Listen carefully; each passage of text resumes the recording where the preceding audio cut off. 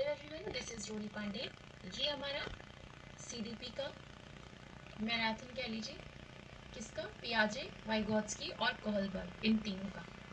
इसमें आपका लगभग 7 to 8 ईयर्स के जो भी क्वेश्चंस आए हुए हैं पियाजे, वाइगोत्स्की और कोहलबर्ग से रिलेटेड, वो सारा इंक्लूड किया गया है। अगर ये सारे क्वेश्चंस का कॉन्सेप्ट के अकॉर्डिंग आप समझ लेते हैं तो आपका यहाँ से ये तीनों ही थ्योरीज 100% क्लियर हो जाएंगी। इसके पहले आपके जो जितने भी पेपर्स हैं सबका 5 मतलब 10 ईयर्स की प्रीवियस ईयर क्वेश्चंस जो है वो करा दिए गए हैं विद मैराथन। अगर आपको देखनी है तो प्लेलिस्ट जा करके चेक कर सकते हैं। स्टार्ट करते हैं। सबसे पहले थोड़ा सा थ्योरीज समझ लेते हैं इसकी। ये ज़्यादा आपको डीप में नहीं बताऊंगी, बस केवल थोड़ा बहुत इसके जो की पॉइंट्स हैं बस उनको समझ लीजिए। सबसे पहले जीन पियाजे, इन्होंने कौन सी थ्योरी दी थी? संज्ञानात्मक विकास का सिद्धांत दिया था, मतलब कि कॉग्निटिव डेवलपमेंट की थ्योरी दी थी। ये कहाँ से बिलोंग करते थे? स्विट्जरलैंड के मनोवैज्ञानिक थे, स्विट्जरलैंड से बिलोंग करते थे। और इन्होंने जो अपने बच्चे, इनके जो अपने बच्चे थे और जो इनके आस पड़ोस के बच्चे थे, उन बच्चों पर ही इन्होंने अपना जो भी स्टडी किया था इस थ्योरी का, वो स्टडी उन बच्चों पर और आस पड़ोस के बच्चों पे ही किया था। इनके सिद्धांत को डेवलपमेंट थ्योरी, डेवलपमेंट प्रिंसिपल या फिर स्टेज थ्योरी भी कहा जाता है। इनका मानना था कि बच्चे जैसे जैसे बायोलॉजिकली मैचुरेशन में आते हैं, जैसे जैसे उनका बायोलॉजिकली परिपक्वता उनकी इंक्रीज होती बढ़ती है, वैसे वैसे वस्तुओं के बारे में वो अपने दिमाग में कॉन्सेप्ट्स बना लेते हैं। और इन कॉन्सेप्ट्स को क्या बोलते हैं? स्कीमा बोलते हैं। स्कीमा बेसिकली क्या होता है? ये होता है building blocks of information, building blocks of information. Life time जो भी चीज़ें आप देखते जाते हैं, जो भी थॉट्स वगैरह आपके दिमाग में आ रहे हैं, फिर जो कुछ भी आप देख रहे हैं, जो भी आप सोच रहे हैं, तो वो लाइन वाइज क्या है, स्टेप बाय स्टेप एक ब्लॉक की तरह उस इंफॉर्मेशन की आपके माइंड में स्कीमा बनती चली जाती है। जो चीज़ें आप नहीं जानते हैं या जिस चीज़ के बारे में आपने कभी ना देखा हो ना सुना हो, उसके बारे में आप सोच भी नहीं सकते हैं। क्यों नहीं सोच सकते? क्योंकि उसका स्कीमा हमारे माइंड में नहीं बनता है। तो स्कीमा क्या होता है? जो भी क्या नाम है चीज़ें हम पूरे लाइफ टाइम देखते हैं या सुनते हैं, जैसे जैसे बायोलॉजिकली मैचुरेशन आती जाती, परिपक्वता आती जाती है, वैसे वैसे जो भी चीज़ें हम सुने होते हैं, जो भी हमारे थॉट्स होते हैं, वो उन्हीं के अकॉर्डिंग बिल्डिंग ब्लॉक्स उन इंफॉर्मेशन की बनती जाती है और हम उसी अनुसार विचार करते हैं या सोच सकते हैं। तो ये हो गया। इसके अलावा डेफिनेशन क्या है, मतलब इन्होंने क्या कहा था कि जो बच्चे होते हैं वो एक्टिव लर्नर होते हैं, वो खुद से ही नॉलेज का कंस्ट्रक्शन करते हैं। इसके अलावा बच्चों को इन्होंने नन्हे वैज्ञानिक बोला था कि बच्चे नन्हे वैज्ञानिक होते हैं, वो जैसे ही जन्म के बाद से ही खोज करना, अपने हिसाब से समझना, दुनिया को स्टार्ट कर देते हैं। इन्होंने जो कॉग्निटिव डेवलपमेंट की थ्योरी दी थी उसमें 2 कॉन्सेप्ट्स आते हैं, मतलब कि कई सारे कॉन्सेप्ट हैं। पहला कॉन्सेप्ट क्या है आपका? एडाप्टेशन। एडाप्टेशन का मतलब क्या होता है? वातावरण के अनुसार अपने आप को ढाल लेना ही अनुकूलन कहलाता है। इन्वायरमेंट के अकॉर्डिंग खुद को अडॉप्ट कर लेना ही एडॉप्टेशन कहलाता है। इसमें 2 प्रोसेस आती है। पहला आता है एसिमिलेशन या फिर आत्मसातकरण। इसमें क्या होता है, जो भी आपका पहले का ज्ञान होता है वो नए ज्ञान के साथ एज इट इज आप बस को जोड़ लेते हैं। मतलब कि पहले आपको कोई चीज पता थी, ठीक है, ये आपकी पहली नॉलेज हो गई। अब दूसरी चीज आपको पता चल गई तो ठीक है, उसी के साथ उसको भी ऐड कर दिया, दूसरी नॉलेज हो गई। लेकिन जो दूसरा होता है इसी का समायोजन, एकोमोडेशन, उसमें क्या होता है, जो हमारी पहली नॉलेज है उसमें थोड़ा बहुत चेंज लाते हैं, परिवर्तन करते हैं। चेंज करने के बाद दूसरी नॉलेज को उसमें स्टोर करते हैं। तो जब पूर्व के ज्ञान में, पहले के ज्ञान में कुछ ना कुछ परिवर्तन करके नया ज्ञान अपने माइंड में बिठाया जाए वातावरण के साथ तालमेल करके, तब उसको एकोमोडेशन या समायोजन बोलते हैं। इसके अलावा जो एक और कॉन्सेप्ट था इनका, वो था कोऑपरेटिव डेवलपमेंट का, वो था एक्विलिब्रेशन, मतलब कि संतुलन। इसमें क्या होता है, जब ये आत्मसातकरण और समायोजन मतलब एसिमिलेशन और एकोमोडेशन, इन दोनों के बीच में बैलेंस बना करके रखने की जो प्रोसेस होती है उसी को एक्विलिब्रेशन बोलते हैं। स्कीमा बता दिया आपको क्या होता है। इसके अलावा इन्होंने अपनी संज्ञानात्मक विकास की जो थ्योरी दी है, कॉग्निटिव डेवलपमेंट की थ्योरी दी है, इसमें 4 स्टेजेस बताई हैं। पहली स्टेज है सेंसरी मोटर स्टेज, जो कि 0 to 2 ईयर्स तक है। बेसिक चीजें आप इसमें याद रखिए। इस सेंसरी मोटर स्टेज में बच्चे अपने सेंसेस के थ्रू सीखते हैं। इसमें 2 क्वालिटीज आती हैं, एक ऑब्जेक्ट परमानेंस, एक गोल डायरेक्टेड बिहेवियर।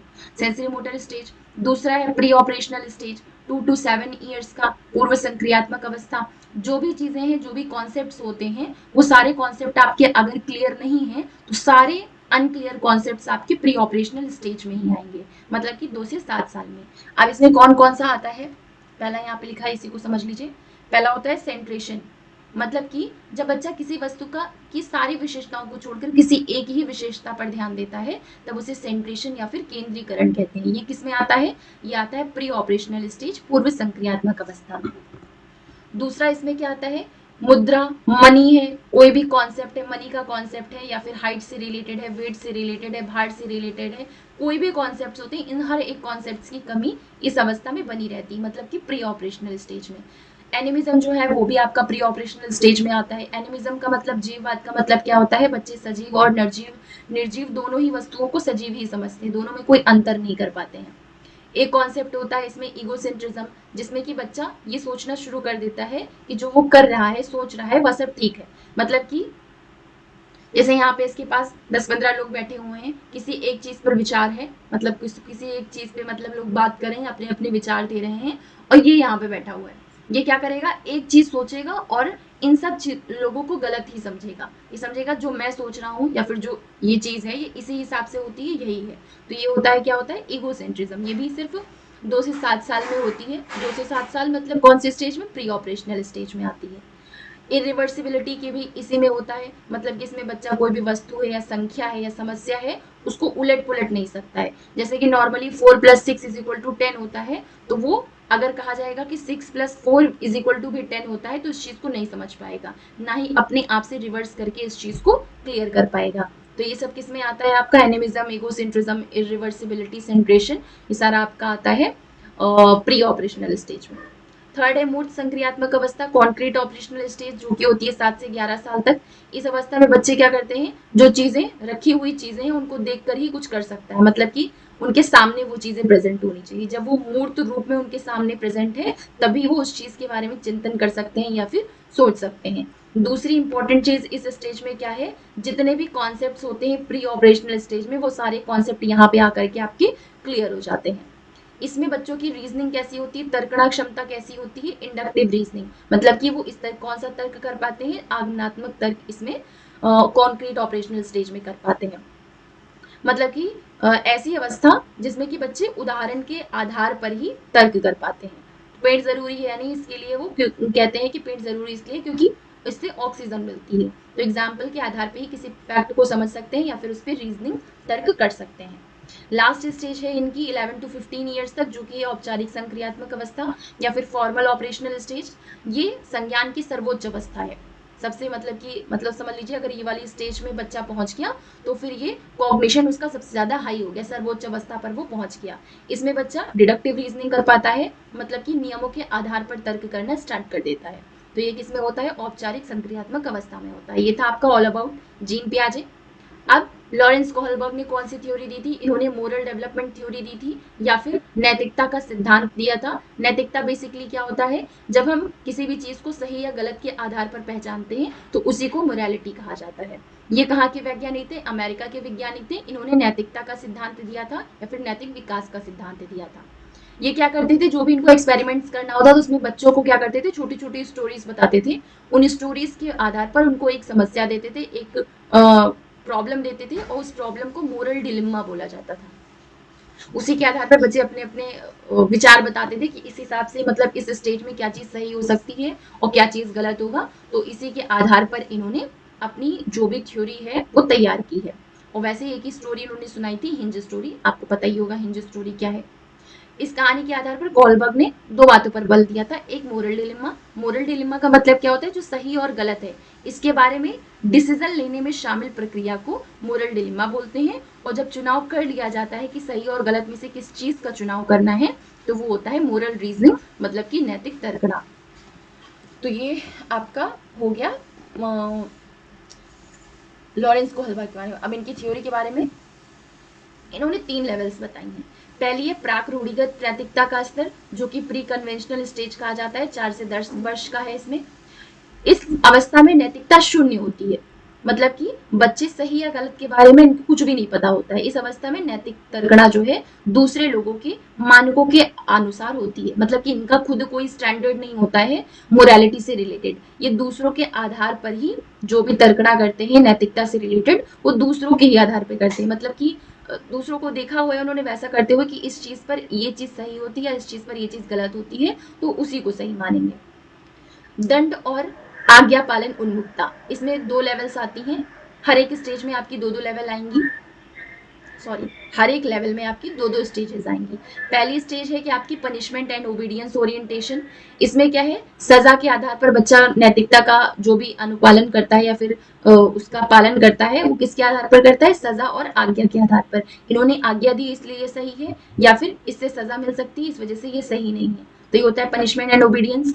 दूसरा होता है इंस्ट्रूमेंटल रिलेटिविस्ट इंडिविजुअलिज्म, साधनात्मक सापेक्षता उन्मुखता। इसमें क्या होता है, जैसे कि तैसा, मतलब इनका व्यवहार ऐसा होता है कि कोई सामने वाला हमारे साथ ऐसा कर रहा है तो फिर हम भी उसके साथ ऐसा करेंगे।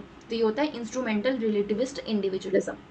फिर आपकी आती है सेकेंड लेवल, रूढ़िगत नैतिकता का स्तर, मतलब कन्वेंशनल स्टेज। ये 10 से 13 वर्ष के बच्चों में पर इस चीज का वो जो भी एक्सपेरिमेंट था वो किया गया था। इसमें कौन कौन सा है, अच्छा लड़का अच्छी लड़की बनने की उन्मुखता, मतलब कि इनके जो भी मोरालिटी की रीजनिंग होती है वो इस आधार पे होती है कि दूसरे उनकी प्रशंसा करें। मतलब कि किसी चीज को लेकर के अगर कोई उनकी प्रशंसा कर रहा है तो मतलब वो चीज अच्छी, और किसी चीज को लेकर के सामने वाला उनकी बुराई कर रहा है, उनके बारे में गलत सोच रहा है, तो वो चीज गलत। तो सही और गलत का इनका जो बेसिकली स्टैंडर्ड मेजरमेंट होता है वो इस आधार पे होता है कि सामने वाला उस चीज की प्रशंसा कर रहा है या फिर उसके बारे में गलत बोल रहा है। दूसरा इसमें आता है लॉ एंड ऑर्डर ओरिएंटेशन। इसमें बच्चा कानून और सामाजिक व्यवस्था को बनाए रखने की भावना विकसित करता है। मतलब कि अगर ये रूल है कि क्रॉसिंग जो जेब्रा क्रॉसिंग होती है वो रेड लाइट होने पे नहीं क्रॉस करनी चाहिए, तो उस चीज को मानेंगे।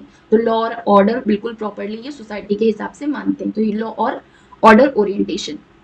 लास्ट लेवल है आपका पोस्ट कन्वेंशनल स्टेज, उत्तर रूढ़िगत नैतिकता। 13 से ऊपर की जो बच्चे होते हैं उन पर ये चीज की गई थी।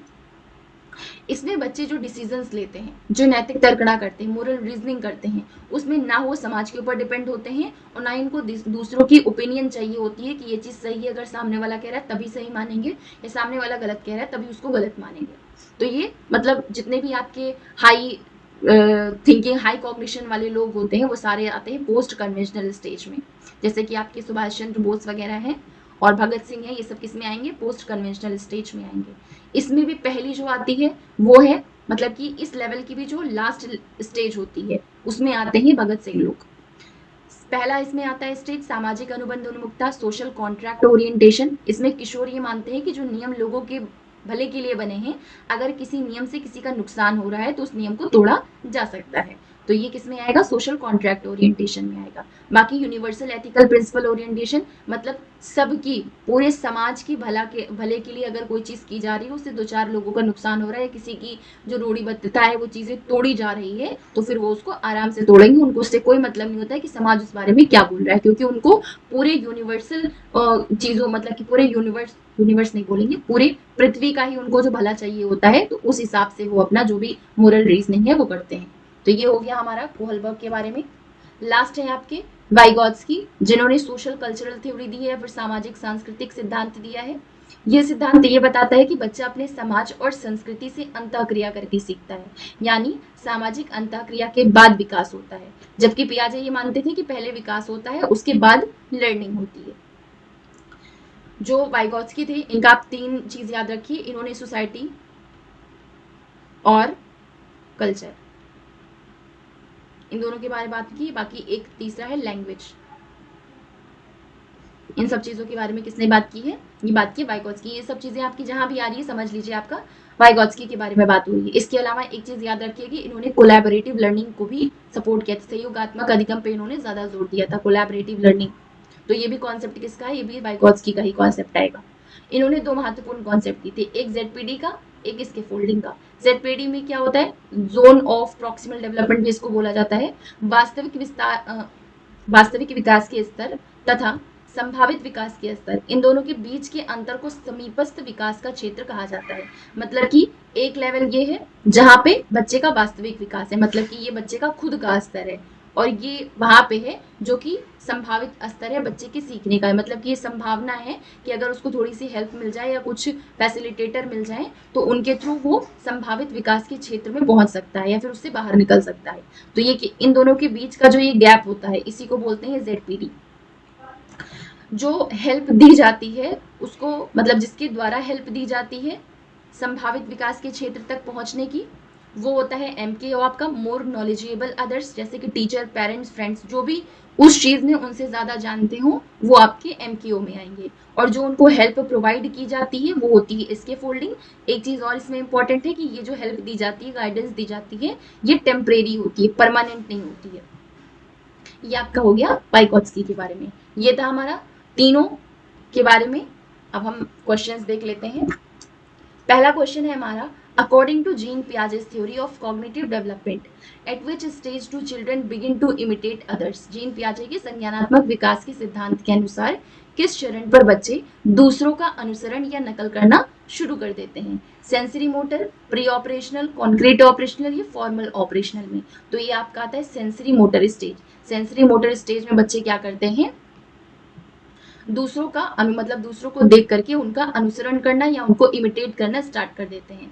मतलब कि अगर वो अपने घर में अपने पेरेंट्स को फोन पर बात करते हुए देख रहे हैं तो उनके हाथ में जो भी चीजें आती हैं, जैसे कि कोई भी रेक्टेंगुलर शेप का, सॉरी क्यूबॉइड शेप का कोई भी चीज आएगी तो अपने कान पे लगा करके ऐसे बात करेंगे जैसे अपने पेरेंट्स को उन्होंने देखा हुआ होता है। तो क्या करते हैं, जैसा उनके सामने लोग कर रहे होते हैं उसको वो इमिटेट करना स्टार्ट कर देते हैं। तो किसमें करते हैं, सेंसरी मोटर स्टेज में। और होती कब तक है ये, 0 to 2 ईयर। वैसे 0 कुछ होता नहीं है, जन्म से 2 वर्ष की जो एज होती है उसी को सेंसरी मोटर या संवेदी गामक अवस्था बोलते हैं।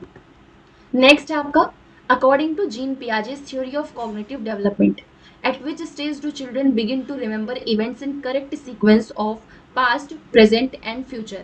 जीन पियाजे की संज्ञानात्मक विकास सिद्धांत के अनुसार किस चरण में बच्चे घटनाओं को भूत, वर्तमान और भविष्य काल को सही क्रम में याद रखना शुरू कर देते हैं? तो ये आता है आपका कॉन्क्रीट ऑपरेशनल स्टेज में, मतलब कि मूर्त संक्रियात्मक अवस्था में।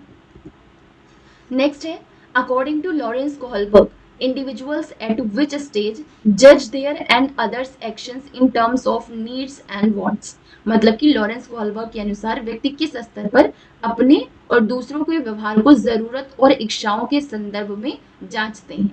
Obedience and punishment, good boy good girl orientation, law and order orientation या फिर इंस्ट्रूमेंटल पर्पस ओरिएंटेशन?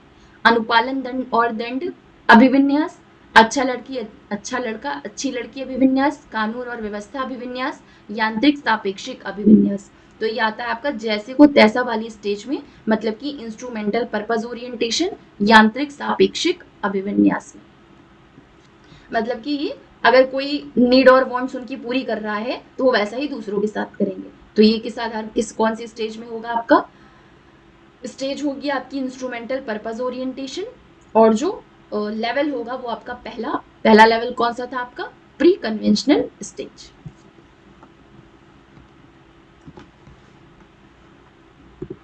नेक्स्ट है, Lev Vygotsky emphasised on the importance of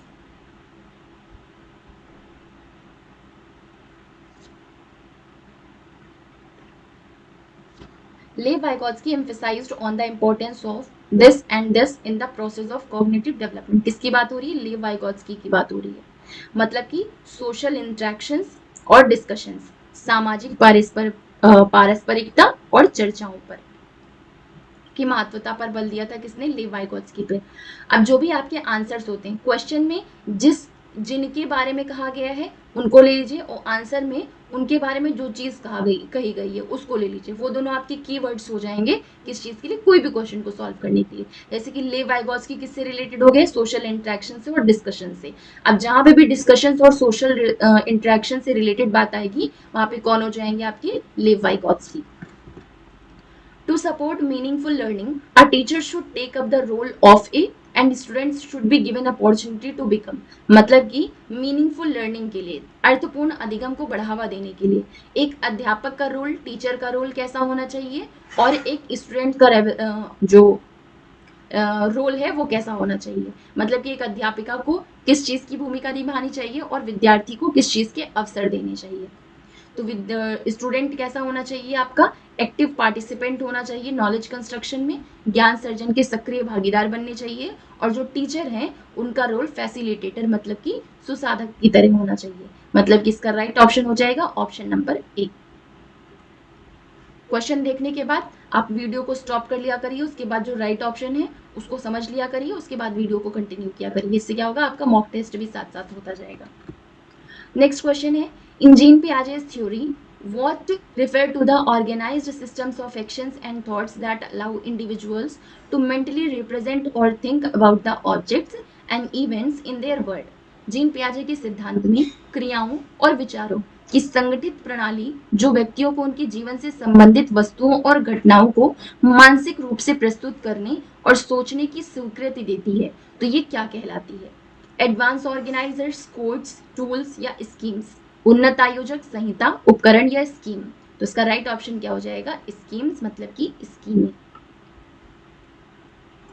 अब यहाँ पे जीन पियाजे किस चीज पे बात कर रहे हैं, जब भी पहले यहाँ पे क्या कहा गया है कि सोचने की और किसी भी चीज को जो भी मानसिक घटना है उसको प्रस्तुत करने की स्वीकृति देती है, तो वो चीज किस में आएगी, जब आपको किसी चीज के बारे में पता होगा, वो माइंड में आपको उस चीज के बारे में इंफॉर्मेशन स्टोर होगी, अगर इंफॉर्मेशन है, आपकी सूचना है उस चीज से रिलेटेड, तभी तो आप उस चीज के बारे में सोच सकते हैं मानसिक रूप से। तो सोचने की स्वीकृति क्या देगी, जो बिल्डिंग ब्लॉक्स हमारी बनी है इंफॉर्मेशन की, जो स्कीमें बनी हुई हैं, उसी से तो सोचने और किसी भी चीज को प्रस्तुत करने की स्वीकृति मिलती है। तो इसी वजह से आपका राइट ऑप्शन क्या हो गया, स्कीम्स। नेक्स्ट है हमारा, according to Jean Piaget's theory of cognitive development, at which stage do most children particularly face difficulty in us understanding the point of view of another person। Jean पियाजे के संज्ञानात्मक विकास के सिद्धांत के अनुसार किस चरण पर अधिकतर बच्चे दूसरों के दृष्टिकोण को समझने में विशेषता कठिनाई महसूस करते हैं? मतलब कि यहाँ पे क्या बात हो रही है कि दूसरे के दृष्टिकोण को समझने में उनको डिफिकल्टी हो रही है। तो जब दूसरे का दृष्टिकोण नहीं समझ में आ रहा है, इसका मतलब क्या हुआ, हम अपने किसी दृष्टिकोण पर इतने ज्यादा अटे हुए हैं, डटे हुए हैं, जिसकी वजह से दूसरों के दृष्टिकोण को नहीं समझ पा रहे हैं। तो ये किस में होगा, सेंट्रेशन में होता है कि अपनी ही, सॉरी सेंट्रेशन नहीं, ईगोसेंट्रिज्म, ईगोसेंट्रिज्म में होगा कि अपना ही दृष्टिकोण समझेंगे, अपनी ही चीजों के बारे में समझेंगे, दूसरों के दृष्टिकोण को नहीं समझेंगे। तो ये आपका आता है प्री ऑपरेशनल स्टेज में, पूर्व संक्रियात्मक अवस्था में, मतलब कि 7 से 11 साल के जो बच्चे होते हैं उनमें ये क्वालिटी देखी जाती है। नेक्स्ट है आपका, लेव Vygotsky suggested that cognitive development is a product of. लेव वाइगोत्स्की ने जो संज्ञानात्मक विकास का सिद्धांत दिया था, उसमें संज्ञानात्मक विकास को किन 2 चीजों का उत्पाद बताया था? जेनेटिक प्रीडिस्पोजिशंस मतलब आनुवंशिक स्वभाव, या फिर मेयर ऑब्जर्वेशन एंड इमिटेशन केवल अवलोकन और अनुकरण, या फिर सोशल इंटरेक्शन सामाजिक संपर्कता, या आइडेंटिटी फॉर्मेशन अस्मिता निर्माण। तो इन्होंने किस चीज का प्रोडक्ट बताया था कि सोशल इंटरेक्शंस का प्रोडक्ट है हमारा कॉग्निटिव डेवलपमेंट। 8th का right option option number 3। Who among the following believe that human activities take place in cultural settings and they cannot be understood apart from those settings? निम्न में से किसका मानना है कि जो मानवीय गतिविधियां होती हैं वो सांस्कृतिक परिप्रेक्ष्य में विकसित होती हैं और उन परिप्रेक्ष्यों से हटकर उन्हें समझा नहीं जा सकता। अभी लास्ट क्वेश्चन में हमने क्या देखा कि लेव वाइगोत्स्की ने क्या बोला, जो कॉग्निटिव डेवलपमेंट है मतलब कि संज्ञानात्मक रूप से आपका विकास तभी होगा जब आप सोशली इंटरेक्ट करेंगे, सोशल इंटरेक्शंस की वजह से ही आपका कॉग्निटिव डेवलपमेंट हो रहा है। और इसमें क्या है, वही चीज बताई गई है कि बिना ऐसी कौन सी चीज है, मतलब कि बिना कल्चरल सेटिंग्स के हुए ह्यूमन एक्टिविटीज में किसी भी चीज को समझा नहीं जा सकता है। मानवीय गतिविधियों में बिना सांस्कृतिक परिप्रेक्ष्य के जो मानवीय गतिविधियां हैं उनका विकास नहीं किया जा सकता है, उनसे हटकर चीजों को नहीं समझा जा सकता है। अगर वो नहीं मिलेंगी, जो कल्चरल सेटिंग्स हैं, अगर सोशल इंटरेक्शंस नहीं मिलेंगे, तो फिर मानवीय गतिविधियों का भी विकास नहीं होगा। तो ये किसने बताया था, ये आपका लेव वाइगोत्स्की ने बताया था। नेक्स्ट है, the moral reasoning of children based on being obedient for avoiding punishment. मतलब कि लॉरेंस कोलबर्ग के नैतिक विकास के सिद्धांत के किस चरण पर बच्चों के नैतिक तर्क दंड से बचने के कारण ही आज्ञाकारी होने पर आधारित होता है। मतलब कि वो आज्ञाकारी किस लिए होते हैं, मतलब कि जो पेरेंट्स हैं या आसपास के लोग हैं, आस पड़ोस के, उनकी कोई बात मानते किस लिए हैं। आज्ञाकारी किस लिए होते हैं, जिससे कि उनको पनिशमेंट ना दी जाए, दंड से बचने के लिए ही आज्ञाकारी होते हैं। तो लॉरेंस कोहलबर्ग के मोरल डेवलपमेंट की थ्योरी में वो कौन सी लेवल पे आएगा। तो सबसे पहले समझिए कि ये कौन से स्टेज में है। ओबीडियंट फॉर अवॉइडिंग पनिशमेंट, मतलब कि punishment and obedience and punishment orientation की बात हो रही है, तो ये आपका पहले ही लेवल में आता है, प्री कन्वेंशनल लेवल, मतलब कि पूर्व परंपरागत स्तर में। तो ये वाला आंसर हो गया आपका ऑप्शन नंबर 1। नेक्स्ट है, which of the following is the characteristics of constructivist teacher. निम्न में से कौन सी एक संरचनावादी अध्यापक की विशेषता है। Building lessons around very abstracted ideas, बहुत अमूर्त विचारों पर आधारित पाठ तैयार करना, या फिर posing a lot of problems to be solved independently, अकेले हल करने के लिए बहुत सारी समस्याएं देना, या assessing children learning based on mid term exams, अधिगम का मूल्यांकन अर्धकालीन परीक्षाओं के आधार पर करना, या फिर conducting activities that challenge students assumptions, ऐसी गतिविधियां आयोजित करना जिससे विद्यार्थियों की अवधारणाओं को चुनौती मिले।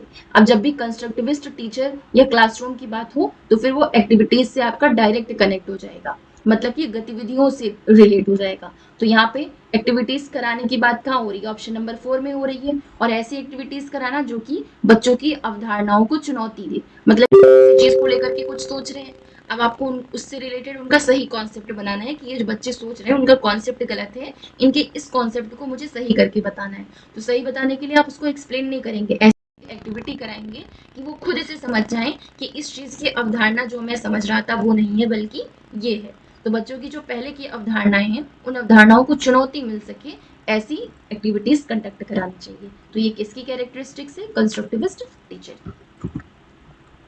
According to Jean Piaget's theory of cognitive development, at which stage do children begin to think through operations logically in one direction? Jean पियाजे की संज्ञानात्मक विकास के सिद्धांत के अनुसार बच्चे किस चरण में संक्रियाओं को एक दिशीय तार्किक क्रम से सोचना शुरू कर देते हैं। अब जो लॉजिकल थिंकिंग है वो ना सेंसरी मोटर में आती ना प्री ऑपरेशनल में आती है। अब आती किस में है, एक कॉन्क्रीट में आएगी, एक फॉर्मल में आएगी, लेकिन यहाँ पे क्लियर कर दिया है कि एक ही डायरेक्शन में सीख सकते हैं, एक दिशीय ही सीख सकते हैं, क्योंकि मूर्त चीजों पे ही इनको चिंतन करना आता है। तो वो किस में आएगा, आपका कॉन्क्रीट ऑपरेशनल में आएगा, मूर्त संक्रियात्मक अवस्था में। जब अब्स्ट्रैक्ट तरीके से, अमूर्त तरीके से चीजों पे चिंतन कर पाएंगे, लॉजिकली सोच पाएंगे, तो इसका मतलब कि वो एक दिशा नहीं हर एक दिशा में सोच पा रहे हैं, तो वो हो जाएगा फॉर्मल ऑपरेशन। लेकिन यहाँ पे एक दिशा की बात की है, वन डायरेक्शन में लॉजिकली सोच पा रहे हैं, तो इसका मतलब क्या है आपका ऑप्शन नंबर 3, मूर्त संक्रियात्मक या concrete operational stage. As per Jean Piaget's theory, the process of adaptation to the environment incorporates. Jean पियाजे के सिद्धांत के अनुसार अपने वातावरण से अनुकूलन की प्रक्रिया में क्या शामिल होता है। हमने देखा था एडाप्टेशन की जो कॉन्सेप्ट है वो जीन पियाजे ने दिया था, ठीक। एडाप्टेशन का मतलब क्या होता है कि जो भी चीजें लाइफ टाइम हम सीख रहे हैं उसको अपने माइंड में स्टोर करते जाए। अब एडाप्टेशन में, या फिर कह सकते हैं परिवेश के आधार पर खुद को अनुकूल करना, अनुकूलन करना, ये एडाप्टेशन कहलाता है, ढाल लेना परिवेश के अकॉर्डिंग। इसमें दो कॉन्सेप्ट था आपका, एक था एसिमिलेशन और एकोमोडेशन। तो इसमें आपकी दोनों चीज आएगी, एक पूर्व ज्ञान से नए पूर्व ज्ञान को रखा हुआ है, उसी में नया ज्ञान जोड़ लिया, और एकोमोडेशन मतलब कि पहले के ज्ञान था, पहले के ज्ञान में थोड़ा बहुत चेंज वेंज किया, थोड़ा बहुत कटआउट्स किए, उसके बाद नए ज्ञान को स्टोर किया, तो वो होता है एकोमोडेशन में, मतलब समावेशन और समायोजन दोनों। नेक्स्ट है the importance of culture as the main determinant of cognitive development and learning is reflected in the theory of. निम्न में से किस सिद्धांत के अनुसार संज्ञानात्मक विकास और अधिगम में संस्कृति की अहम महत्वपूर्ण भूमिका होती है। अब यहाँ पे किसकी बात कर दी गई, पहले तो कॉग्निटिव डेवलपमेंट की बात की, मतलब कि जीन पियाजे और कोहलबर्ग ये दोनों आएंगे आपके, जीन पियाजे और वाइगॉत्स्की ये आपके दोनों आएंगे, संज्ञानात्मक विकास में। अब यहाँ पे बात किसकी की गई, ये संस्कृति की बात की गई, कल्चर की बात की है। CLT हमने पढ़ा था, कल्चर, सोसाइटी, और तीसरा लैंग्वेज। CLT कल्चर और लैंग्वेज, ये दोनों को टूल बताया था। इसके अलावा सोशल इंटरेक्शन की भी बात इन्होंने की थी, तो अब SCLT याद रखिए, ज्यादा सही है आपका। ठीक है, तो इन्होंने कहा कि कौन सी चीज है, मतलब संज्ञानात्मक विकास और अधिगम में संस्कृति की अहम महत्वपूर्ण भूमिका है, ये बात किसने बोली थी। तो जब संस्कृति की बात आए तो आपके डायरेक्ट वाइगॉत्स्की हो जाएंगे। तो लेव वाइगॉत्स्की सोशियो कल्चरल थ्योरी, मतलब लेव वाइगॉत्स्की का सामाजिक सांस्कृतिक विकास का सिद्धांत। नेक्स्ट है, Lev Vygotsky give significant importance to what in the process of cognitive development.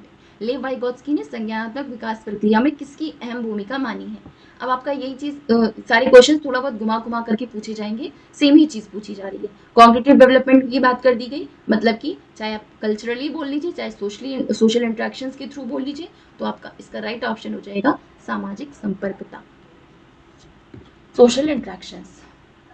Behaving particularly and intentionally in ways that impress the parents and teachers is a characteristic of which stage in Lawrence Kohlberg's theory of moral reasoning. Lawrence Kohlberg की नैतिक तर्क सिद्धांत के अनुसार बच्चे किस चरण में विशेष रूप से और जानबूझकर इस तरीके से व्यवहार करते हैं जिससे माता पिता और अध्यापक सकारात्मक रूप से प्रभावित हो। तो वो कौन सी स्टेज होती है जिसमें बच्चे खुद की रीजनिंग नहीं, मतलब कि खुद की अपनी कोई मोरल रीजनिंग नहीं होती, नैतिक तर्कना नहीं होती है, उनकी रीजनिंग किस चीज पे आधारित होती है, अगर माता पिता और अध्यापक किसी चीज का सकारात्मक फीडबैक दे रहे हैं, पॉजिटिव फीडबैक दे रहे हैं तो वो चीज सही हो गई, और नेगेटिव फीडबैक दे रहे हैं तो वो चीज गलत हो गई। तो ये चीज किस में आता है, ये आता है आपका good boy good girl orientation, अच्छा लड़का अच्छी लड़की अभिविन्यास में। इसका right option option number 2। Next है, a classroom based on constructivist approach should, एक संरचनावाद आधारित कक्षा उपागम में क्या शामिल होना चाहिए। हाई टीचर स्टूडेंट रेशियो हो, या फिर रिसोर्सफुल और प्रिंट रिच इन्वायरमेंट हो, या फिर प्रमोट कंपटीशन जिसमें बच्चों के प्रति कंपटीशन को बढ़ावा दिया गया, तो कंपटीशन वाला आपका गलत। टीचर स्टूडेंट रेशियो से तो जो कंस्ट्रक्टिविस्ट, मतलब कि बहुत ज्यादा अगर टीचर स्टूडेंट रेशियो है तो फिर इससे बच्चा, हर एक बच्चे पे तो ध्यान नहीं दिया जा सकता है, तो ये भी गलत हो गया आपका। रेस्ट्रिक्ट डिस्कशंस की रेस्ट्रिक्शन की बात होगी, उनको रोक दिया जाए, डिबेट्स वगैरह ना हो, तो ये भी आपका नेगेटिव आंसर हो गया। तो उसका राइट ऑप्शन क्या हो गया, ऑप्शन नंबर 2, मतलब कि संसाधन युक्त और मुद्रक संपन्न वातावरण होना। नेक्स्ट है आपका, according to Jean Piaget's theory of cognitive development, most children became capable to think logically about concrete problems at which stage? Jean पियाजे की संज्ञानात्मक विकास सिद्धांत के अनुसार अधिकतर बच्चे किस चरण में मूर्त समस्याओं के बारे में तार्किक रूप से सोचने में सक्षम हो जाते हैं। तो वही आपका सेम क्वेश्चन, लॉजिकली सोच पाते हैं, लेकिन किस तरीके से, जो कॉन्क्रीट प्रॉब्लम्स होती हैं, मूर्त चीजें होती हैं, सिर्फ उनके बारे में, तो मतलब कि कॉन्क्रीट ऑपरेशनल की बात कर रहा है, मूर्त संक्रियात्मक अवस्था की बात कर रहा है। नेक्स्ट है आपका, अकॉर्डिंग टू जीन पियाजे the combining, arranging, recombining and rearranging of behaviours and thoughts into coherent systems is called. Jean पियाजे के अनुसार व्यवहारों और विचारों को संयोजन, व्यवस्थीकरण, पुनर्संयोजन और पुनर्व्यवस्थीकरण करके सुसंगत प्रणाली में लाना, यह क्या कहलाता है। डिसइक्विलिब्रेशन, कॉन्सेप्चुअलाइजेशन, ऑर्गेनाइजेशन या मिसकंसेप्शन, असंतुलिनीकरण, संकल्पना, संगठन या मिथ्या धारणा। उसका राइट ऑप्शन क्या हो जाएगा, ऑर्गेनाइजेशन, मतलब कि संगठन। नेक्स्ट है आपका, Lev Vygotsky give significant importance to what in development of thinking and learning. Lev Vygotsky के अनुसार चिंतन और अधिगम विकास प्रक्रिया में महत्वपूर्ण भूमिका निभाते हैं क्या चीज, रिवार्ड और पनिशमेंट, की कल्चरल टूल्स, की सेम एबिलिटी बेस्ड ग्रुपिंग्स या एडवांस ऑर्गेनाइजर्स। अग्रिम आय, जहाँ पे एडवांस ऑर्गेनाइजर्स की बात हो वो आपका बिल्कुल ही ऑप्शन गलत। रिवार्ड पनिशमेंट ये तो जो बिहेवियरिस्ट वाले होते हैं वो करते हैं, ना कि कॉग्निटिव वाले, तो ये भी गलत। कल्चरल टूल, ये आपका राइट ऑप्शन हो जाएगा, सांस्कृतिक उपकरण, कल्चरल टूल्स। वैसे भी यहाँ पे लेव वाइगॉत्स्की की बात आ गई तो आपका यही राइट ऑप्शन हो जाएगा। सेम एबिलिटी बेस्ड ग्रुपिंग्स, तो ये भी गलत हो गया क्योंकि हमेशा हेट्रोजीनियस ग्रुप्स बनाए जाते हैं, मतलब कि ऐसे ग्रुप्स जिसमें कि अलग अलग एबिलिटी वाले बच्चे हों, क्योंकि अलग अलग एबिलिटी वाले बच्चों की जब सेम मतलब कि ग्रुपिंग की जाएगी तो उसमें जो अलग अलग बच्चे की एबिलिटीज है वो एक दूसरे से बच्चे सीखेंगे और अपना जो लेवल है उसको बढ़ाएंगे। In Lev Vygotsky's theory, the strategy of simplifying questions, giving cues, and telling initial steps to solve a question helps them in overcoming the obstacles of solving a given question. Is referred to as लेव Vygotsky के सिद्धांत में वो योजना जिसमें अध्यापिका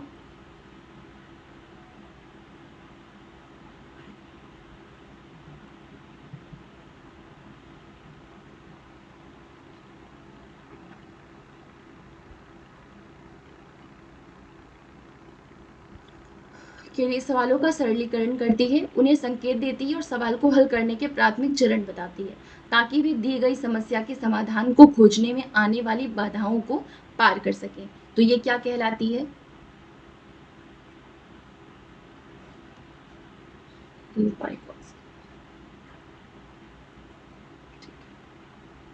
तो जहां भी आपका ऐसा हो, क्यूज वगैरह के बारे में बात हो, मतलब कि कोई चीज उनको स्टार्ट करनी है, अब सॉल्व करने के लिए उनको थोड़ी सी बस केवल हेल्प चाहिए, जरा सी हेल्प मिल जाएगी तो उस चीज को वो सॉल्व कर लेंगे। तो वो किस में आता है? वो आपका आता है इसके फोल्डिंग में, मतलब कि पार्ट में। इसकी बात किसने की थी? ये की थी लेव-वाइकोत्स्की ने। नेक्स्ट है Lawrence Kohlberg evaluated the what among children and adults. Lawrence Kohlberg ने बच्चों और वयस्कों से संबंधित किस विषय की जांच की थी? Impact of praise on emotions, प्रशंसा का संवेगों पर प्रभाव, या फैक्टर्स इन्फ्लुएंसिंग फिजिकल डेवलपमेंट, शारीरिक विकास को प्रभावित करने वाले कारक, या फिर डेवलपमेंट ऑफ मोरल रीजनिंग, नैतिक तर्क का विकास, या कोर्स ऑफ इमोशनल डेवलपमेंट, संवेगात्मक विकास का क्रम। तो लॉरेंस कोहलबर्ग की बात आ रही है, मतलब इन्होंने मोरल डेवलपमेंट की थ्योरी दी थी, तो डेवलपमेंट ऑफ मोरल रीजनिंग, नैतिक तर्क का विकास, इस विषय पर इन्होंने जांच की। Which of the following aspects should be promoted by a teacher among her students? एक अध्यापिका को अपने विद्यार्थियों में निम्न में से किस पहलू को बढ़ावा देना चाहिए? Passive imitation, rote memorization, knowledge construction, या फिर हाई कॉम्पिटिशन। तो नॉलेज कंस्ट्रक्शन पर। ये सब आपको पता है, पैसिव इमिटेशन नेगेटिव वर्ड है, रोट मेमोराइजेशन भी नेगेटिव वर्ड है, हाई कॉम्पिटिशन ही नेगेटिव वर्ड है, हाई कॉम्पिटिशन तो बिल्कुल ही नेगेटिव वर्ड है। तो उसका राइट ऑप्शन क्या हो गया? ज्ञान निर्माण, मतलब कि knowledge construction. According to Jean Piaget's theory of cognitive development, at which stage do most children understand conservation, seriation and categorization? अब इसमें बच्चों को confusion क्या होती है? जहाँ भी इसकी बात होती है तो उनको confusion होती है कि वो प्री ऑपरेशनल में आएगा कि कॉन्क्रीट ऑपरेशनल में आएगा। तो जब भी कहे कि कंजर्वेशन, सीरिएशन और कैटेगराइजेशन में, मतलब कि संतुलन, क्रमबद्धकरण और वर्गीकरण बच्चे को दिक्कत आ रही है तो किस स्टेज में होगा? तो आपका वो प्री ऑपरेशनल में चला जाएगा। यहाँ पे कहा है कि ये सारी की जो चीजें हैं, ये सारी चीजें बच्चों की अच्छे से डेवलप हो चुकी है, अच्छी तरीके से समझ लेते हैं। तो समझ लेते हैं तो ये किस स्टेज में आएगी? जब उनको पूरा प्रॉपरली ये सारे कॉन्सेप्ट्स क्लियर हो तो वो आपका आएगा कॉन्क्रीट ऑपरेशनल, मतलब कि मूर्त संक्रियात्मक अवस्था में। नेक्स्ट है Rima has just started to respond to questions in a logical and better organized manner while specifying the logic behind her response. As per Jean Piaget's theory of cognitive development, she has entered in which stage? तो रीमा ने अभी हाल ही में तार्किक रूप से बेहतर संयोजित रूप से अपनी प्रतिक्रिया की तार्किकता को स्पष्ट करते हुए प्रश्नों का उत्तर देना आरंभ किया। अब यहाँ पे आपको कंफ्यूजन हो सकती है कि वो लॉजिकली आंसर दे रही है और बेटर ऑर्गेनाइज्ड तरीके से दे रही है, तो किसी अमूर्त चीज पे नहीं दे रही है, जो सामने क्वेश्चंस लिखे हुए हैं उनको दे रही है लॉजिकली सोच करके। तो मूर्त रूप से वो चीज प्रेजेंट है, उस पर तार्किक चिंतन कर पा रही है, तो वो आपका किसमें हो जाएगा? कॉन्क्रीट ऑपरेशनल, मतलब की मूर्त संक्रियात्मक अवस्था में। Children learn through interaction with others who are more knowledgeable. यहाँ पे किसकी बात हो रही है? MKO की बात हो रही है। This view of learning is current in the light of whose theory given by, मतलब कि बच्चे अधिक समझ व ज्ञान रखने वालों के साथ अंतःक्रिया करके सीखते हैं। तो अधिगम का ये सिद्धांत किसके द्वारा दिया गया है और ये सिद्धांत किस सिद्धांत के दृष्टिकोण से ये चीज सही है? MKO, more knowledgeable others, teacher, peers या पेरेंट्स, कोई भी हो सकता है। तो इन सब की बात किसने की थी? इसकी बात की थी लेव-वाइकोत्स्की। उन्होंने थ्योरी कौन सी दी थी? सोशियो कल्चरल थ्योरी, मतलब लेव-वाइकोत्स्की और सामाजिक सांस्कृतिक सिद्धांत। In accordance with Lev-Vygotsky's idea of cognitive development, a teacher should, लेव-वाइकोत्स्की के संज्ञानात्मक विकास के दृष्टिकोण के अनुसार एक अध्यापक को क्या करना चाहिए? Minimise the interactions among children, विद्यार्थियों को अंतःक्रिया करने के कम से कम अवसर देने चाहिए। तो गलत, अंतःक्रिया करने के ज्यादा अवसर देने चाहिए, इस बात पर लेव-वाइकोत्स्की ने बात की है। Restrict the use of cultural tools, cultural tools का यूज करके, लैंग्वेज और कल्चर का यूज करके ही तो चीजें बच्चे कॉग्निटिव डेवलपमेंट कर सकते हैं, ये बात लेव-वाइकोत्स्की ने कही है, ना कि इनका उपयोग बाधित करना। तो ये गलत। Provide scaffold to students to reach their best potential, विद्यार्थी को उसके अभीष्टतम गुणों को प्राप्त करने में सहयोग देना चाहिए, इसी की बात की थी लेव-वाइकोत्स्की ने, मतलब कि provide scaffold to students to reach their best potential. Which of the following statements is correct about theories given by Jean Piaget and Lawrence Kohlberg? Jean पियाजे और लॉरेंस कोहलबर्ग, इन दोनों के द्वारा प्रतिपादित जो सिद्धांत है उसके बारे में कौन सा स्टेटमेंट है जो कि सही है?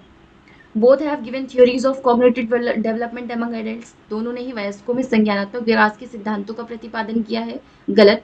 गलत क्यों हो गया? क्योंकि जो जीन पियाजे उन्होंने अपने बच्चों पर और पास पड़ोस के बच्चों पे अपना अध्ययन किया था। Both theories have 8 patterns of development, दोनों के सिद्धांतों में विकास के 8 प्रतिरूप है। गलत। कोहलबर्ग में तो केवल 3 ही लेवल है, स्टेजेस देखी जाए तो 6 हैं, और जो आपके जीन पियाजे हैं उनमें 4 स्टेज है, ना कि 8। Both theories are limited to the middle childhood period of development, नहीं, इन्होंने बिल्कुल बचपन से ही स्टार्ट किया था, और ये लगभग जो ये थे आपके कोहलबर्ग, उन्होंने 10 साल के बच्चों से स्टार्ट किया था। तो केवल चाइल्डहुड की बात आई, ये नहीं, पूरा एडल्ट तक ले जाकर के इन्होंने बताया था, इन्होंने भी और इन्होंने भी, मतलब कि एडल्टहुड में जो मिडिल चाइल्डहुड होता है उसके आगे जाकर के भी अपनी थ्योरीज का एक्सप्लेन किया हुआ है, ना कि केवल मिडिल चाइल्डहुड तक है। तो ये भी गलत। दोनों ही थ्योरीज स्टेज थ्योरीज है, दोनों सिद्धांत अवस्थाओं को प्रतिपादित करते हैं, तो इसका राइट ऑप्शन ये वाला हो जाएगा। A classroom where students are encouraged for pair assignments, group work and discussions is characterized by, एक ऐसी कक्षा जहां विद्यार्थियों को जोड़ीदार प्रदत्त कार्य हैं, समूह कार्य और चर्चाओं में भाग लेने के लिए प्रोत्साहित किया जाता है, उन कक्षाओं की क्या विशिष्टता है? पैसिव लर्निंग, निष्क्रिय अधिगम, या कोलैबोरेटिव लर्निंग, सहयोगात्मक अधिगम, या रोट मेमोराइजेशन, कंठस्थीकरण आधारित अधिगम, या इंस्ट्रक्शन बेस्ड लर्निंग, निर्देश आधारित अधिगम। तो जहां भी आपकी ऐसी कोई ग्रुप वर्क की बात आ रही है, मतलब कि सहयोग करके ही तो बच्चा सीख रहा है, अधिगम कर रहा है, तो वो कोलैबोरेटिव लर्निंग में आ जाएगा, सहयोगात्मक अधिगम में आ जाएगा, जो कि किसने दी थी? लेव वाइगोत्स्की ने दी थी। In accordance with Jean Piaget's theory of cognitive development, at which stage can children mentally do reverse thinking? Jean पियाजे के संज्ञानात्मक विकास के सिद्धांत के अनुसार बच्चे की किस अवस्था में चिंतन को मानसिक रूप से प्रतिवेदित कर सकते हैं? अब जो रिवर्सिबिलिटी की बात है, ठीक है, तो रिवर्सिबिलिटी ना होना, मतलब कि इरिवर्सिबिलिटी वाली क्वालिटी, कि अगर 6 + 4 = 10 है तो 4 + 6 = भी 10 होता है, ये चीज ना समझ पाना, तो ये किसमें आएगा? Pre operational. और इसको रिवर्स करके समझ पाना किसमें आएगा? Concrete operational. तो कहा है मेंटली रिवर्स थिंकिंग कर सकते हैं, तो वो किसमें कर सकते हैं? मूर्त संक्रियात्मक अवस्था में कर सकते हैं। इसका right option number 3। According to Jean पियाजे, the process of continually fitting the experiences into our existing schemas is called, Jean पियाजे के अनुसार हमारे मौजूदा स्कीमा में अनुभवों का लगातार सम्मिलित करने की प्रक्रिया को क्या कहा जाता है? मतलब कि एक इंफॉर्मेशन है, दूसरी इंफॉर्मेशन वो भी रख ली, तीसरी आई वो भी रख ली, तो लगातार किया जा रहा है, जो भी अनुभव आ रहे हैं उनको सम्मिलित किया जा रहा है, तो ये किसमें आएगा? एसिमुलेशन में, मतलब कि समावेशन में आएगा। यही अगर होता कि पहले वाला जो भी एक्सपीरियंस था उसमें चेंज करके दूसरा एक्सपीरियंस स्टोर किया है, तो वो हो जाता आपका एकोमोडेशन में, मतलब कि समायोजन में। लेकिन यहाँ पूछा है कि एग्जिस्टिंग स्कीमा में जो भी हमारा पहले का एक्सपीरियंस था, नया एक्सपीरियंस कंटिन्यूअली फिट करते चले जा रहे हैं, तो वो होगा एसिमुलेशन में। Which of the following theory gives significant consideration to discussions and debates in the process of learning? इनमें से कौन सा सिद्धांत सीखने की प्रक्रिया में चर्चा और वाद विवाद को बहुत महत्व देता है?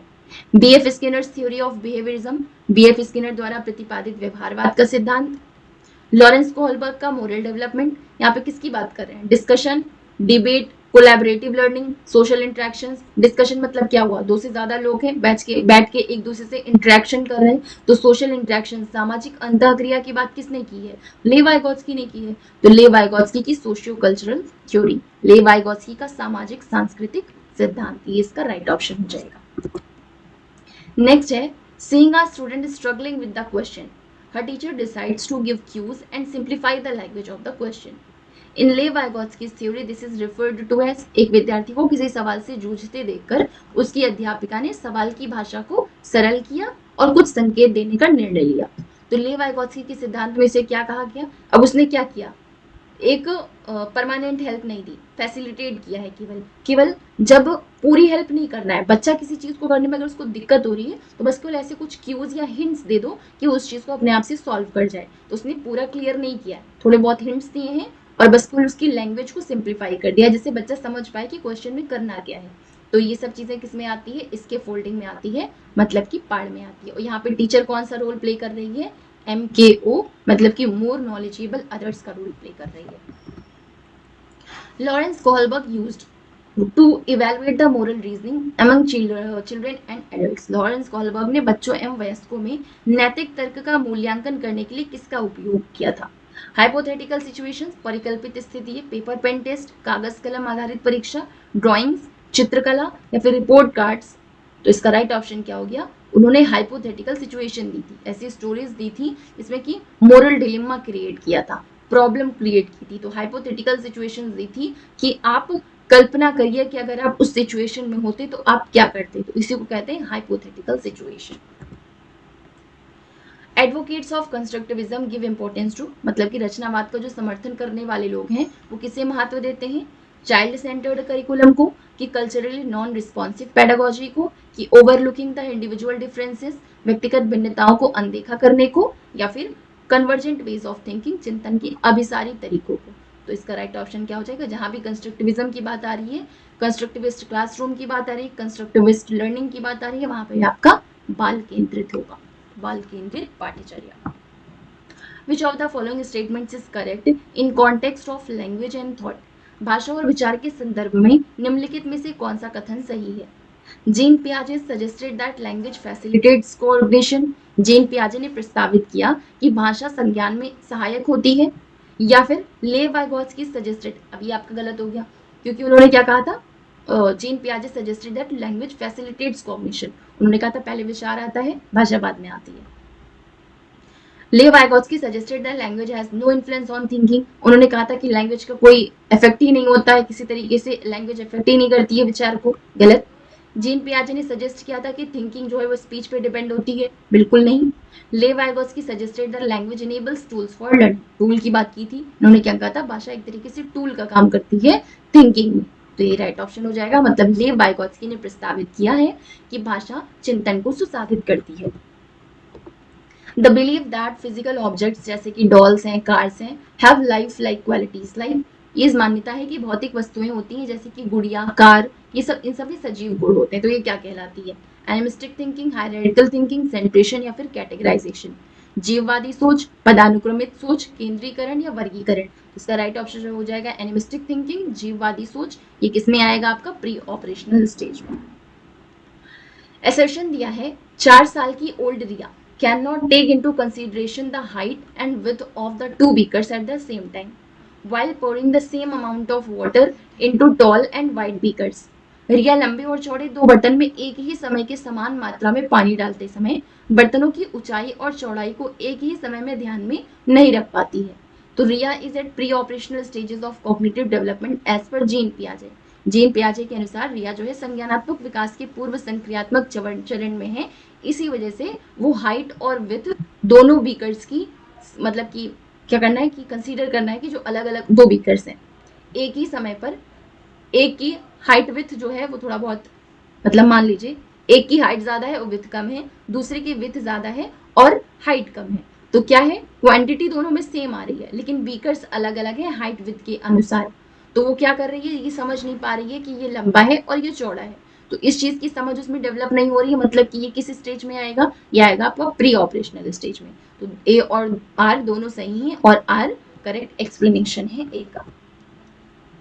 The application of Vygotsky's theory to children's education proposes, बच्चों की शिक्षा के लिए वाइगोत्स्की की सिद्धांत का अनुप्रयोग प्रस्तावित करता है। किस सिद्धांत का? Collaborative learning, operant learning, rote learning, passive learning. Vygotsky की बात हुई है, मतलब कि सहयोगात्मक अधिगम, कोलैबोरेटिव लर्निंग।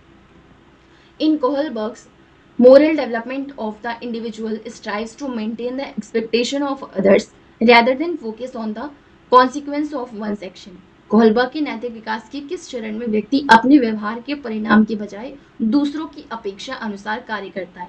अभी आपका एक और क्वेश्चन था कि पेरेंट्स और जो टीचर हैं उनके पॉजिटिव फीडबैक पे डिपेंड करना कौन सी स्टेज में आता है या फिर कौन से लेवल में आता है। वही चीज यहाँ पे भी कहा गया है कि दूसरों के एक्सपेक्टेशन के आधार पर जो अपना एक्शन है वो डिसाइड किया जाता है। तो वो कौन सी स्टेज में आएगा?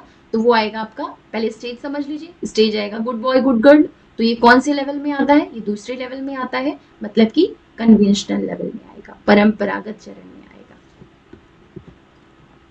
In Lawrence Kohlberg's theory of moral development, obeying rules to avoid punishment represents Lawrence Kohlberg के नैतिक विकास के सिद्धांत के अनुसार सजा टालने के लिए नियमों का पालन करना, ये किस चरण को दर्शाता है? प्री कन्वेंशनल प्रथा पूर्व चरण, फॉर्मल ऑपरेशनल अमूर्त संक्रियात्मक चरण, कन्वेंशनल प्रथागत चरण, पोस्ट कन्वेंशनल उत्तर प्रथागत।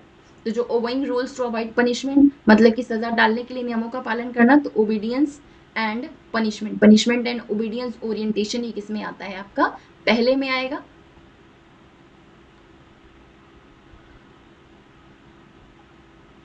मतलब कि पहले में आएगा, मतलब फर्स्ट लेवल में आएगा, प्रथा पूर्व चरण प्री कन्वेंशनल में। In order to facilitate the learning process, a teacher should use strategies which emphasize upon मतलब कि अधिगम की प्रक्रिया को सुसाध्य करने के लिए एक अध्यापिका को ऐसे तरीके इस्तेमाल करने चाहिए जो the progression of concept from complex to simple, primacy of convergent thinking, अब सारी चिंतन को प्राथमिकता दे, गलत, डाइवर्जेंट थिंकिंग यहाँ पे लिखा होता तो आपका ऑप्शन सही हो सकता था। Exploring the relationship between different concepts, जो विभिन्न संकल्पों के बीच संबंध खोजने को महत्व दे, यही इसका राइट ऑप्शन हो जाएगा, ऑप्शन नंबर 3। नेक्स्ट है Lev Vygotsky's theory mainly focuses on explaining, Lev Vygotsky सिद्धांत मुख्यतः किस चीज की व्याख्या करता है? Impact of heredity on environment, आनुवंशिकता का विकास पर प्रभाव, गलत, role of cultural tools in cognitive development, Lev Vygotsky की बात हो रही है ना, तो कल्चरल टूल का महत्वपूर्ण योगदान होता है कॉग्निटिव डेवलपमेंट, संज्ञानात्मक विकास में सांस्कृतिक उपकरणों के योगदान को, तो ये इसका राइट ऑप्शन हो जाएगा। नेक्स्ट है in a child centred classroom a teacher gives importance to, बाल केंद्रित कक्षा में एक अध्यापिका किस चीज को महत्व देगी? Frequent objective type question, active knowledge construction process, ज्ञान की सक्रिय संरचना को, completion of syllabus in what ever way possible, किसी भी तरह से पाठ्यक्रम को समापन को, या फिर strict disciplinary practices based on punishment, दंड आधारित कठोर अनुशासन पद्धतियों को, तो आपका इसका राइट ऑप्शन हो जाएगा। किसकी बात हो रही है? चाइल्ड सेंटर्ड क्लासरूम की हो रही है, मतलब कि कंस्ट्रक्शन प्रोसेस की बात हो रही है। ये समझ लीजिए जो चाइल्ड सेंटर्ड वर्ड है आपका, चाइल्ड सेंटर्ड और दूसरा कंस्ट्रक्शन, या तो क्वेश्चन में चाइल्ड सेंटर्ड पूछ लेगा, आंसर में कंस्ट्रक्शन छिपा होगा, या फिर क्वेश्चन में कंस्ट्रक्शन दे दिया होगा, आंसर में चाइल्ड सेंटर्ड छुपा होगा। तो ये तरीका होगा आपका, ये जो भी कंस्ट्रक्टिविस्ट वाले क्वेश्चंस होते हैं उनके लिए। एक्टिव नॉलेज कंस्ट्रक्शन प्रोसेस, ज्ञान की सक्रिय संरचना को। As per Lev-Vygotsky's theory, which of the following is an effective strategy of scaffolding the teaching learning process? लेव-वाइगोत्स्की के सिद्धांत के अनुसार निम्न में से कौन सी अध्यापन अधिगम प्रक्रिया को पाठ प्रदान करने के प्रभावशाली तरीका है? Providing rigid step by step instruction, मतलब कि स्टेप बाय स्टेप इंस्ट्रक्शंस दे दिया सॉल्व प्रॉब्लम्स को सॉल्व करने के लिए, तो समस्या के समाधान के लिए पद पर निर्देश देना, ये गलत, क्योंकि इन्होंने क्या कहा था, इसके फोल्डिंग में क्या होता है कि बस केवल एक हिंट या क्यू प्रोवाइड करना है, जिससे बच्चा खुद से उस चीज को सॉल्व कर जाए, ना कि स्टेप बाय स्टेप पूरा आंसर ही बता दो, तो गलत हो गया। पनिशिंग द चिल्ड्रन, अगर बच्चा गलत कर रहा है आंसर को तो उसको पनिशमेंट दो, पनिशमेंट वाली बात ही आपकी गलत हो जाएगी। Giving hints and cues if children are stuck at some points while solving the problem, समस्या को सुलझाने के दौरान अगर बच्चे किसी बिंदु पर अटक जाएं तो उस समय संकेत और इशारे देना, ये इसका राइट ऑप्शन हो जाएगा। 45 का right option, option number 4। As पर Jean Piaget's theory, adaptation involves two complementary activities, Jean पियाजे के सिद्धांतों के अनुसार अनुकूलन किन दो मूल प्रक्रियाओं को समाहित करता है? तो ये आपका सीधा सा है, एकोमोडेशन और एसिमुलेशन, समायोजन व समावेशन। नेक्स्ट है अकॉर्डिंग टू जीन पियाजे, at which stage of cognitive development do children gain the ability to arrange items along qualitative dimensions such as length and weight, yet have difficulty in dealing with mental operations that involves abstract concepts? मतलब कि gene पियाजे की संज्ञानात्मक विकास के किस स्तर पर बच्चे लंबाई व भार जैसे गुणात्मक आधारों पर वस्तुओं को व्यवस्थित कर पाते हैं, लेकिन जहां पे अमूर्त संरचना की संक्रियात्मकता की बात आती है वहां पे कठिनाई महसूस करते हैं। मतलब कि यहाँ पे क्या कहा गया है कि बच्चे में जो कंजर्वेशन है, कंजर्वेशन से रिलेटेड जो कंजर्वेशन सीरिएशन, इन सारी चीजों से रिलेटेड जो भी क्वालिटी है वो डेवलप हो चुकी है, तो हो चुकी की बात हो रहा है, मतलब ये किसमें आएगा? कॉन्क्रीट ऑपरेशनल, उसमें अब्स्ट्रैक्ट कॉन्सेप्ट की अभी भी मेंटल ऑपरेशंस नहीं कर सकता है। क्यों? क्योंकि ये आपका अगर ये भी कर सकता होता तो ये आपका फॉर्मल ऑपरेशनल में आंसर चला जाता। इसका राइट ऑप्शन नंबर 3 मूर्त संक्रियात्मक। In the theory proposed by Lev Vygotsky private speech, Lev Vygotsky के सिद्धांत के अनुसार जो व्यक्तिगत वाक्य है उसका क्या मतलब है? ये क्या करता है? Helps the child to regulate her thinking, बच्चे को अपनी ही सोच विनियमित करने में मदद करता है, या फिर ये हिंड्रेंस की तरह है, रुकावट की तरह है। इगोसेंट्रिज्म बच्चे का दिखाता है, तो इगोसेंट्रिज्म की बात की थी वाइगोत्स्की जीन पियाजे ने, और कौन सी स्टेज में की थी? प्री ऑपरेशनल स्टेज में। प्री ऑपरेशनल स्टेज का टाइम क्या है, ईयर क्या है? वो आपके हो जाएगा 2 to 7 years। तो ये आपका गलत हो गया। Decreases as the child is presented with more challenging task, बच्चों को चुनौतीपूर्ण कार्य दिए जाने पर घटता जाता है, तो ये भी गलत। तो उनकी प्राइवेट स्पीच जो होती है वो उनको उनके खुद के विचारों को ही विनियमित करने में मदद करती है, रेगुलेट करने में हेल्प करती है। According to Lev Vygotsky teachers can assist in learning by, मतलब कि लेव वाइगोत्स्की के अनुसार शिक्षक बच्चों के अधिगम में किस प्रकार मदद कर सकते हैं? प्रोवाइडिंग अप्रोप्रिएट रिवॉर्ड, उपयुक्त इनाम देकर, तो ये बिहेवियरिस्ट अप्रोच है। लेव वाइगोत्स्की कॉग्निटिव अप्रोच वाले हैं। स्ट्रिक्ट पनिशमेंट देके, ये भी इनका नहीं है। Changing the nature and quality of support, मदद की मात्रा व स्वरूप में बदलाव करके, या फिर making them copy all the answers, copy करना आंसर्स को, ये तो तुरंत ही गलत हो जाएगा, क्योंकि जो भी कॉग्निटिव डेवलपमेंट वाले लोग हैं, कंस्ट्रक्टिविस्ट थ्योरी जिन्होंने दी है, उनका कहीं से भी ये नहीं है कि डायरेक्ट बच्चे छाप करके कोई काम करें। तो जो सपोर्ट दिया जाता है बच्चे को, वो स्टेप बाय स्टेप देने की वजह से उनकी क्वालिटी और प्रकृति में थोड़ा सा बदलाव कर दिया जाए, मतलब कि मदद की मात्रा को कम कर दिया जाए और उसका स्वरूप बदल दिया जाए। तो बस यही तरीका होगा जिससे कि टीचर बच्चे को लर्निंग में असिस्ट कर सकती है। Neha tells her friends that we should follow class rules as the teacher will not allow us to play outside. Neha as at which stage of moral development according to Lawrence Kohlberg? Neha अपनी दोस्त को कहती है कि हमें कक्षा के नियमों का पालन करना चाहिए, वरना शिक्षिका हमें बाहर खेलने की अनुमति नहीं देगी। तो नेहा जो है वो लॉरेंस कोहलबर्ग के नैतिक विकास की किस चरण में आएगी? अब क्या कह रही है कि किस पे डिपेंड है इसकी मोरल रीजनिंग, कहाँ पे डिपेंड है? टीचर के ऊपर डिपेंड है, कि मतलब कि अगर वो लोग अच्छा बिहेव करेंगे तभी उनको बाहर खेलने को मिलेगा।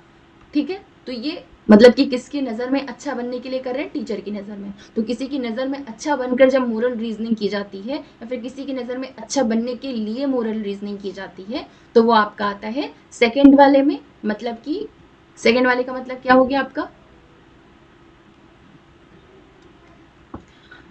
सेकेंड लेवल, मतलब कि कन्वेंशनल लेवल।